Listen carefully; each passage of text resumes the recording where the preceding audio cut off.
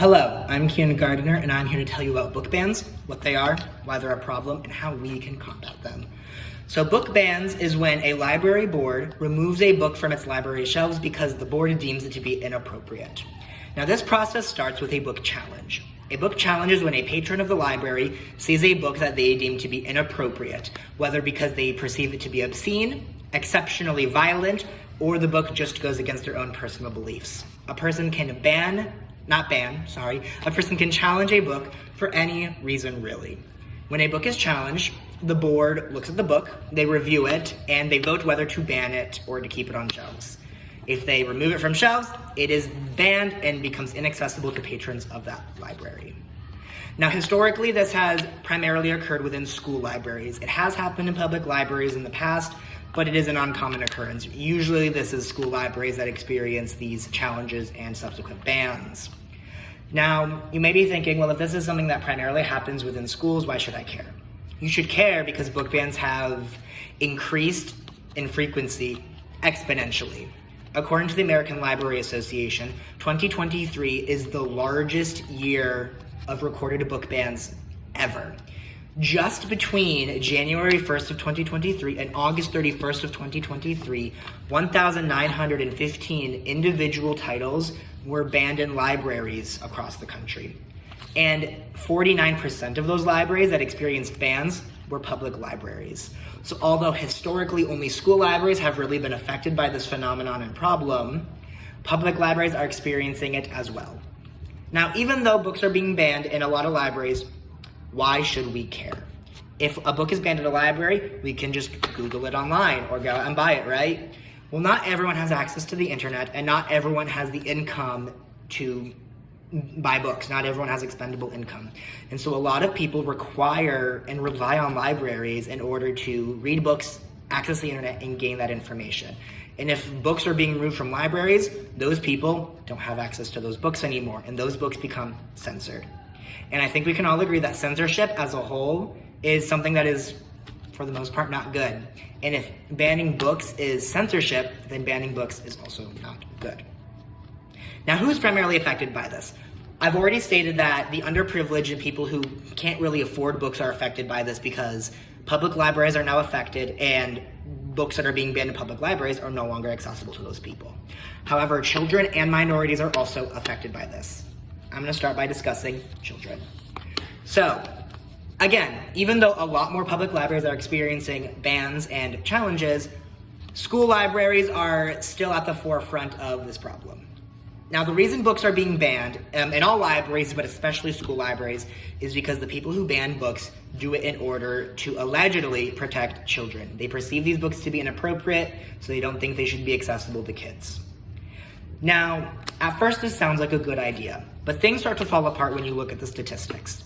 56% of books that are banned are young adult books, which are books that are made, written, and targeted towards teens and middle schoolers. And teens and middle schoolers are the schools that are most frequently experiencing these bans. Elementary schools already don't really have the complex books that are being banned, so they don't worry about this as much. Meanwhile, middle schoolers and high schoolers, they have larger chapter books, so therefore they are experiencing more challenges and bans. So students are directly affected by this. Books that are made for them, books that are targeted for them are being removed in, frankly, waves. Now, what kinds of books are being banned? Because if they're being removed, then they must truly be inappropriate for kids, right? No. 38% of books that are being banned are about health and wellness. 30% of books that are being banned are about grief and death. These are all very important topics that we need to learn about and we need to talk about. Sometimes it's hard. Puberty is awkward to talk about. Health can be awkward to talk about, or hard if we're talking about illness. Death and grief are incredibly hard to talk about and process, but it is still important we have information about those things and we have stories about those things. And this issue of book bans and important books being banned gets even worse when you learn that 56% of books that are banned are about the stories of minority groups. 30% of books are about people of color, specifically Black people, but also Asian people, Indigenous people, people all around the world. And then 26% of books that are being banned are about the LGBT community. Now, why are books about race being banned? the typical argument is that race is too complex for kids to understand. Kids can't understand race, it's too complicated, so why should we teach them about racism, or why should they have access to books that teach them about racism? However, I feel like by saying that, it discredits not just the minority groups that are being silenced and their stories are being censored, it also does the kids that are reading these books a disservice. Again, it is middle schoolers and high schoolers that are predominantly affected by these bans. And when I was in middle school, I can speak for myself when I say that I definitely understood racism, and I was reading a lot of the books that are currently being banned when I was in middle school. I live with 2 middle schoolers, and they understand racism, and they are reading some of the books that are being banned in other schools. They're reading some books that are being banned in their own school because I own a lot of books, so I lend these books to them. And so by saying that racism is too complex for kids to understand and it's too dark for kids to understand, it does these kids a disservice. And it also shows people of color that their stories aren't important. It shows them that their stories are not worth learning and they're not worth hearing. And that can be incredibly disheartening to people of color and authors who are people of color. Now, why are books about LGBT people being banned? A lot of people who ban LGBT books say that these books are pornographic and that they are obscene. However, if you look at the stats, only 11% of books that are banned have any scenes that involve anything sexual. And a majority of those books involve heterosexual relationships. So if a minority of books being banned actually are pornographic, then why are LGBT books being banned? Well, it shows that a lot of people are either ignorant about LGBT people and they only see them for their sexuality and they only see them for their sexual relationships, or it shows a hatred towards LGBT people and calling them perverse and pornographic and calling the existence of queer people inappropriate for children. And I can say, as someone who reads a lot of the LGBT books that are frequently banned, a lot of them are very appropriate for kids, and a lot of them I read in high school. And as an LGBT person myself, I needed those books in high school. Studies have shown that consuming media that makes you feel represented and consuming media that makes you feel seen is incredibly beneficial for everybody, but especially young teens. And I can speak from experience where reading books where I saw kids like me was incredibly beneficial. And removing these books from libraries does LGBT kids a disservice. Not every kid has access to books at home. Not every LGBT kid has a safe home life and can ask their parents questions about their sexuality. A lot of LGBT kids rely on these books in order to feel seen. And if we're taking those books away from them, that does these kids a huge disservice. So, we've talked about book bans, what kinds of books are being banned, why it's censorship, and why it can be dangerous. So, who's banning these books? Well, ironically enough, a vast majority of parents disagree with book bans. A lot of parents see this as censorship and see it as wrong. A study conducted in 2022 states that 70% of parents disagree with book bans. So if so many parents disagree with book bans, then why are so many books being banned? Well, there is a very loud, vocal minority of people who, for political reasons and partisan reasons, disagree with books that discuss racism and LGBT issues. And so therefore, they attempt to ban them. And unfortunately, this minority is very active and very loud, and not enough people are educated on book bans in order to properly combat that. In addition to this, a lot of people in political power hold similar beliefs, more conservative beliefs, and will also ban books, as shown by laws that are being passed in Texas that ban books in schools that talk about race, or the laws in Florida that ban books in schools that talk about LGBT stories. And so even though a minority of people agree with book bans, they are more active than those who oppose them. Now, what can we do about this? I have 2 potential policies that could work against this. The first is that on a federal level, Congress cannot censor or ban anything unless it is especially obscene or dangerous to the public. However, similar restrictions are not necessarily placed on state and local governments as much. And so we've seen state governments ban books in school libraries in Texas, Missouri, and Florida. And I know in Florida, they are also trying to ban these same books in public libraries. So they're coming for all libraries.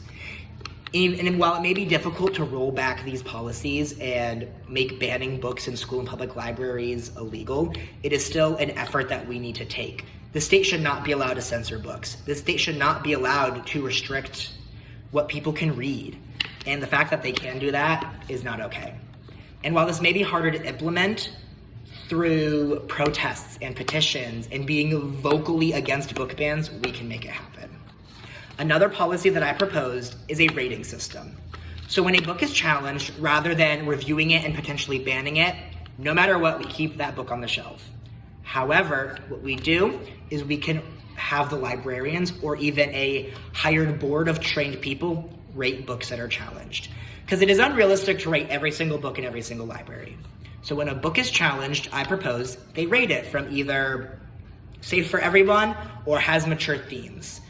And so that way, if it has a lot of violence, it'll have a stamp on it that says, hey, this book may have violence. If it has explicit scenes, it'll have a stamp on it that says, hey, this book may have explicit scenes. So that way these books are kept on shelves, they are not removed, they are still accessible, and they are not censored.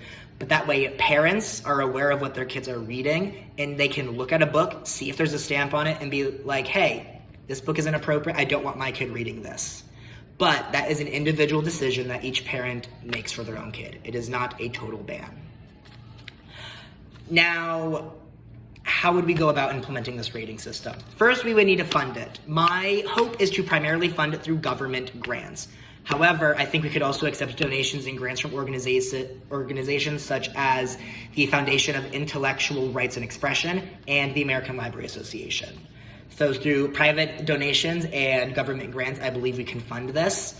I am not totally sure how much money we need, but I would start with $5 million since, according to studies in Michigan, it costs about $300,000 to implement a state law. And since this would be a federal law, we would need much more than that. So I'm going to aim for $5 million to start and hopefully get all that through government grants and private donations. Now, would this rating system be effective? Yes, it would be effective because we've seen it work before. Video games are rated by the Entertainment Software Review Board. In the late 80s, early 90s, the ESRB was created to rate video games so that way kids are less likely to play violent video games. Because at the time, and even in modern day a little bit, violent video games were a concern for parents. And through this rating system, parents know what games are appropriate for their kids and what games are not appropriate for kids. And studies have shown that this rating system works. Kids are playing less violent video games than ever. And so by using the same logic, a rating system that rates challenged books based on how mature they are would work similarly. Because anyone can get these books, anyone can read them, they're accessible, but parents know what the rating is, parents know what's in the book, and so that way if they feel they need to have a discussion with their child about that book, they're able to do so without taking that right away from other kids and other parents. Now, after funding this review system, we would need to hire people who are trained in order to review. We would need to set guidelines and make sure that these guidelines explicitly state that marginalized communities like people of color or LGBT people are not labeled mature. A big concern would be, would the existence of queer people be labeled as mature? No. The existence of queer people is not explicit. LGBT people are not inappropriate, and so the rating system would need to reflect such and make sure that they are not biased against minority groups.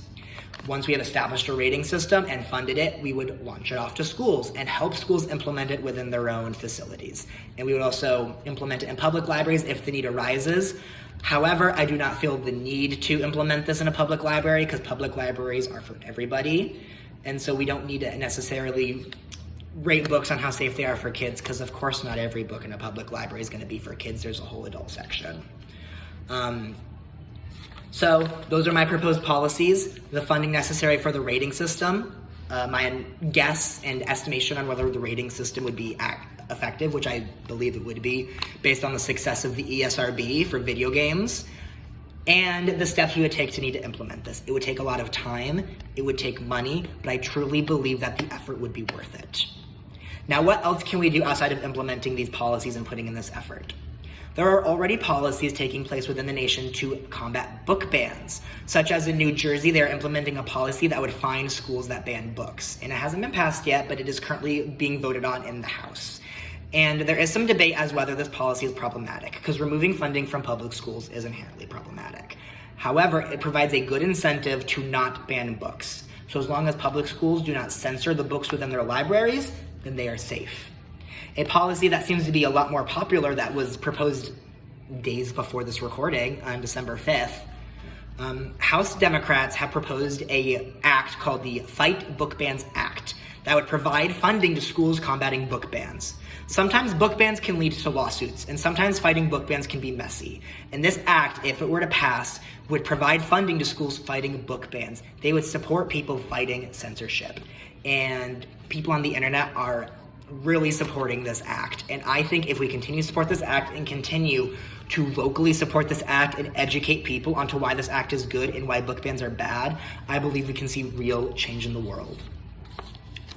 I hope that you have learned a lot about book bans from this video. I hope that you are inspired to support the bills and acts that are currently being proposed to fight book bans. And I hope that you are inspired to support my own proposed policy. So hopefully it can someday be implemented and we can see the end of book bans and see the end of censorship. Thank you so much for your time.